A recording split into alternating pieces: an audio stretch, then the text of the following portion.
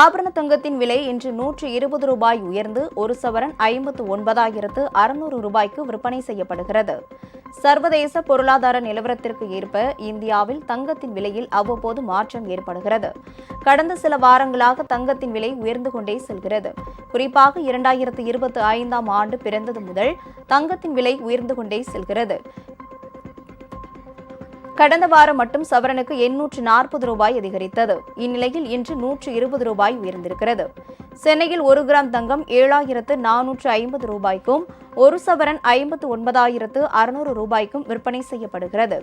அதே நேரத்தில் வெள்ளியின் விலையில் மாற்றம் இல்லை. 1 கிராம் 104 ரூபாய்க்கு விற்கப்படுகிறது. 1 கிலோ பார் வெள்ளி 1,04,000 ரூபாயாக இருக்கிறது.